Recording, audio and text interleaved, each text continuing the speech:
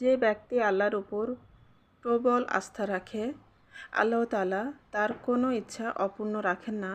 সুবহানাল্লাহ। হযরত উমর রাদিয়াল্লাহু আনহু। আসসালামু আলাইকুম আমার প্রিয় আপু ভাইয়ারা, আপনারা সবাই কেমন আছেন?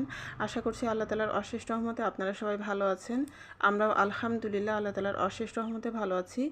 তো নতুন আরেকটি ভিডিওতে আপনাদের সবাইকে স্বাগত জানাচ্ছি। আজকের ভিডিওটা আমি সকাল থেকে শুরু করেছি। তো এখন এই যে সকালবেলা আমি নাস্তা রেডি করে নিতেছি। আর আজকে সকালবেলা আমাদের নাস্তায় আছে পরোটা, তারপরে ভেজিটেবল। গত ভিডিওতে যে ভেজিটেবলটা আমি দেখিয়েছিলাম রান্না করা, তো সেই ভেজিটেবলটা কিছুটা আছে, আর কিছুটা চিকেনও আছে, আর ডিম পোস্ট করে নিয়েছি। তো এগুলো দিয়ে আমার হাজব্যান্ডকে নাস্তা দিয়ে দিব, তারপরে আমিও নাস্তা করে নিব। তো আমার প্রিয় প্রিয় আপু ভাইয়ারা, যারা আমার ভিডিওটি দেখার জন্য আমার ভিডিওতে ক্লিক করবেন, তারা দয়া করে একটা লাইক দিয়ে আমার ভিডিওটি দেখে নেবেন প্লিজ। তো এই তো আমার পরোটাগুলো তৈরি করা প্রায় হয়ে এসেছে। তো আমি এভাবে পরোটা তৈরি করে থাকি, আর অনেক সময় গোল গোল করে রুটির মতো করেও তৈরি করি, আর অনেক সময় এভাবে করে আর কি ভাঁজ করে চারকোনা করে তৈরি করি। তো যখন যেটা সুবিধা হয় তখন সেভাবে আর কি পরোটা তৈরি করি। তো পরোটা তৈরি করে হটপটের মধ্যে যদি রেখে দেওয়া হয় তাহলে কিন্তু অনেকক্ষণ পর্যন্ত নরম থাকে। তো এখন এই যে আমি নাস্তা করে নিব, আর আমার হাজব্যান্ডটা অলরেডি নাস্তা করে নিয়েছেন। তো এগুলো দিয়ে আমি নাস্তা করে নিব। আর একটা পরোটা আমি খাই বেশিরভাগ সময়, তো মাঝে মাঝে খুব কম আর কি, যখন বেশি ক্ষুধা লাগে তখন দুইটাও খাই। তো বেশিরভাগ সময় আমি একটা পরোটাই খেয়ে থাকি। তো এই যে এখানে ভেজিটেবল আছে কিছুটা, আর কিছুটা চিকেন আছে, তো এগুলো দিয়েই আমি এখন এই নাস্তাটা করে নিব। আর এখন তো বাচ্চাদের যেহেতু পরীক্ষা শেষ হয়ে গেছে, তো এখন বাচ্চারা অনেকটা রিল্যাক্সে আছে। তো নাস্তা করার পরে আমি আমার যে আচারগুলো তৈরি করেছিলাম, তো সেই আচারের বয়মগুলো নিয়ে ছাদে চলে এসেছি। আর ছাদে একটু আচারগুলো রোদে দিয়ে দিলাম। তো এখানে এই যে আচারের বয়মগুলোর মুখা খুলে তারপরে আমি রোদে দিয়ে দিলাম এভাবে। তো এখানে এই যে আমার দুইটা জলপাইয়ের আচার আছে, দুইটা বয়মে, আর একটা বয়মে আমের আচার আছে। তো এই তো এগুলোই আমি রোদে দিয়ে তারপরে বাসায় চলে যাব। আর এই যে আজকের আবহাওয়াটা এই যে এরকম। তো এই তো এই ছাদে আসলে তো একটু ঘুরে ঘুরে দেখতেই হয়, গাছপালা দেখি, সব কিছু দেখি। তো এই তো এখন বাসায় চলে এসেছি, আর এসে আজকে দুপুরবেলা গরুর মাংস রান্না করব। তো হাতে মেখে গরুর মাংসটা আজকে রান্না করব। তো আমি যেভাবে হাতে মেখে গরুর মাংস রান্না করি সেটাই আজকে আপনাদের সাথে একটু শেয়ার করব। তো এখানে যে আমি মাংসগুলো কেটে নিয়েছি, নিয়ে তারপরে এখন খুব ভালোভাবে আমি ধুয়ে নিতেছি। ধুয়ে নিয়ে তারপর পানিটা ঝরিয়ে নিব, নিয়ে এরপরে আমি সব ধরনের মশলা যা যা দেওয়ার সেগুলো দিয়ে দিব, দিয়ে তারপরে হাতে খুব ভালোভাবে মেখে নিব। খুব ভালোভাবে মেখে তারপরে বসিয়ে দিব। তো এই তো এখন আমি মাংসগুলো ভালোভাবে ধুয়ে নিলাম। তো মাংসগুলোকে একটা যে হাঁড়িতে আমি রান্না করব সেই হাঁড়ির মধ্যে আমি তুলে নিয়েছি। আর এখন পর্যায়ক্রমে সব মশলাগুলো আস্তে আস্তে করে দিয়ে দিব। তো এখানে যে আমি পেঁয়াজ কুচি দিয়ে দিতেছি, তো আমি পরিমাণ মতো পেঁয়াজ কুচিটা দিয়ে দিলাম। তো পেঁয়াজ কুচির পরিমাণটা একটু বেশি লাগবে। আর কয়েকটা আস্ত শুকনো মরিচ দিয়ে দিলাম, আর আস্ত কিছু গরম মশলা দিয়ে দিলাম। তো দারুচিনি, এলাচ, তারপরে তেজপাতা এগুলো দিয়ে দিলাম। আর এখানে যে ব্লেন্ডারে যে মশলা করেছিলাম, তো সেই ব্লেন্ডার জাগ ধুয়ে কিছুটা আর কি পানি রেখেছিলাম, সেটাও দিয়ে দিলাম। আর এখানে যে আমি রসুন বাটা দিয়ে দিলাম পরিমাণ মতো। আর এখানে আদা, পেঁয়াজ আর জিরা একসাথে করে আমি ব্লেন্ড করে রেখেছিলাম, তো সে মশলাটাও আমি দিয়ে দিলাম। আর এখন আমি লবণ দিয়ে দিব পরিমাণ মতো। তো আসলে এভাবে হাতে মেখে গরুর মাংসটা রান্না করলে কিন্তু অনেক বেশি মজা হয়। তো আমি এখন হলুদ দিয়ে দিলাম, হলুদের গুঁড়া।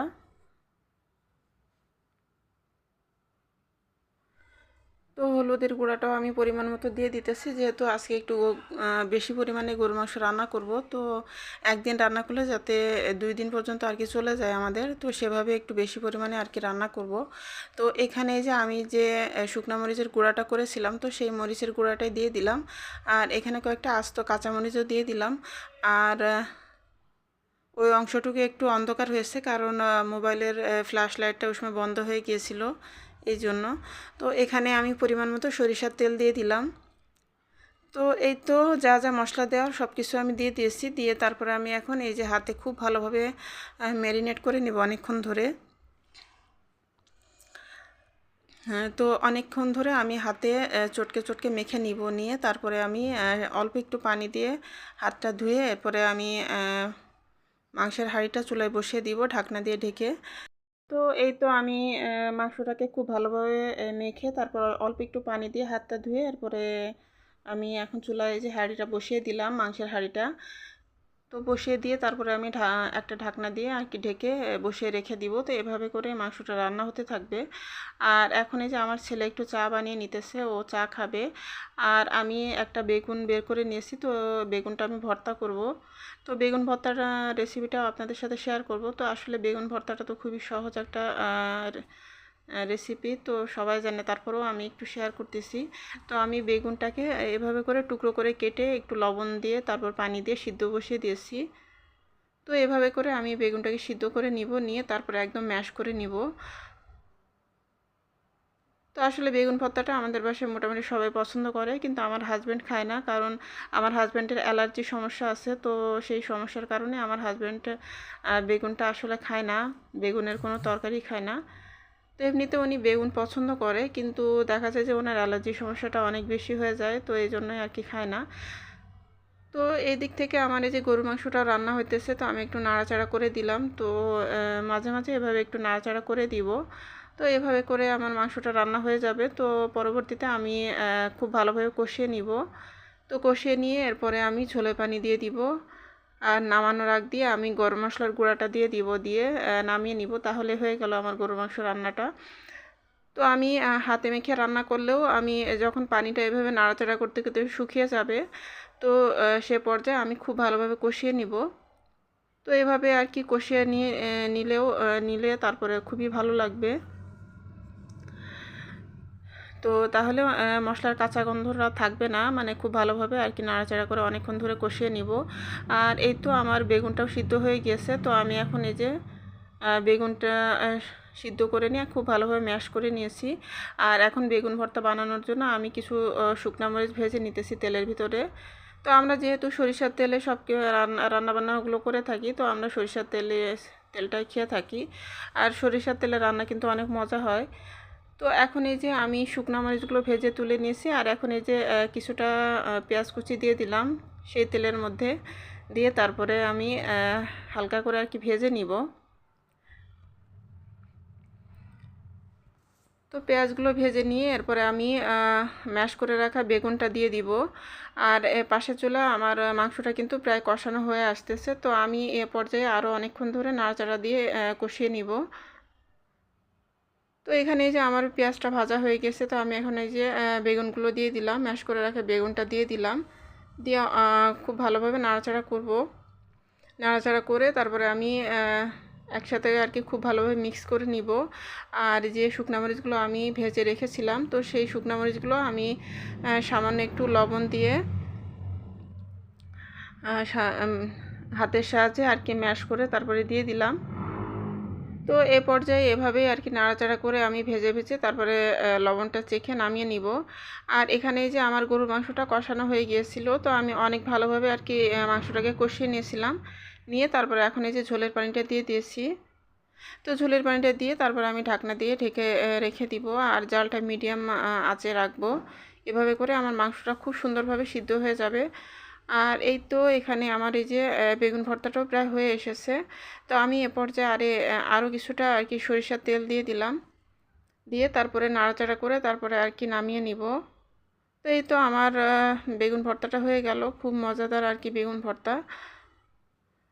তো বেগুন ভর্তাটা আসলে খেতে অনেক বেশি মজা হয়। তো এভাবেই আসলে আমি বেগুন ভর্তাটা বেশি করি। আর বেগুন পুড়িয়ে তারপরে ভর্তাও করা যায়, সেটাও অনেক বেশি মজা হয়। তো আসলে সব রকমভাবে করা যায়। তো এই তো আমার বেগুন ভর্তাটা করা হয়ে গেল। তো আমি এখন এই যে টেবিলে নিয়ে এসেছি।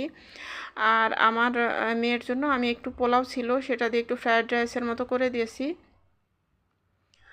তো তো গতকালকে যে পোলাও রান্না করেছিলাম, তো সেই পোলাওটা কিছুটা ছিল আর কিছুটা চিকেনও ছিল। তো সব কিছু একসাথে করে দিয়ে আমার মেয়ের জন্য একটু ফ্রাইড রাইসের মতো করে দিয়েছি।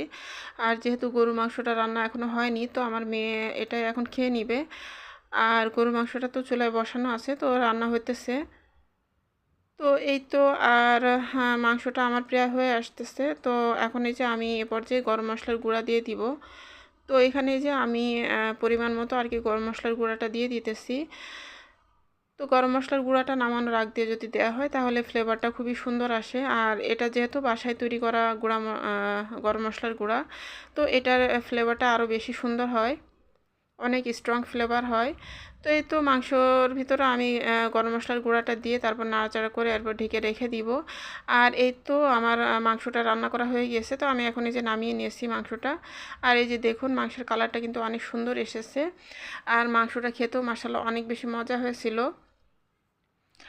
আর আমি একটু ঝোল ঝোল করে মাংসটা রান্না করেছি, যেহেতু 2 দিন আমাদের অনায়াসেই হয়ে যাবে এই মাংস দিয়ে, 2-3 দিন পর্যন্ত আর কি হয়ে যাবে। তো এই তো এই আর কি ফাইনাল লুক আমার গরুর মাংসের। তো এই তো মাংস রান্নাটা আসলে অনেক মজা হয়েছিল। তো একটু ঝোল ঝোল করে রান্না করেছি, আর আমার বাচ্চারা যেহেতু ঝোলটা একটু বেশি পছন্দ করে, তো তার জন্য আর কি। তো এই তো, আর কয়েকবার জ্বালালে ঝোলটা আরও বেশি ঘন হয়ে যাবে। তো এই তো গরুর মাংস, তারপরে বেগুন ভর্তা, আর গতকালকে শুটকি ভর্তা একটু আছে, ডাল আছে। তো এই তো এগুলো দিয়ে আমরা এখন দুপুরে খাওয়া দাওয়া করে নিব। আর আমার হাজব্যান্ড আজকে দুপুরবেলা বাসায় খাবে না, উনি তো চলে গিয়েছেন। তো উনি বাসায় আসার পরে খাবেন। আর এখন এই যে রাতের বেলা, তো রাতের বেলা আমরা ছাদে চলে এসেছি। আর ছাদে এই যে আমরা আগুন তাপাইতেছি।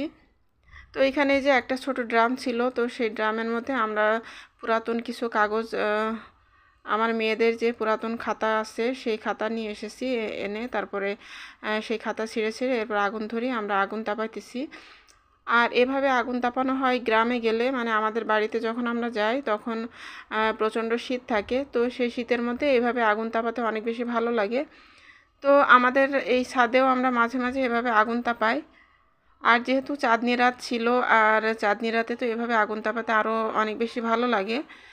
তো তার জন্যই আর কি। আর এই যে দূরের ওই যে ওই বিল্ডিংয়ের ছাদে কিন্তু সবাই ব্যাডমিন্টন খেলতেছে।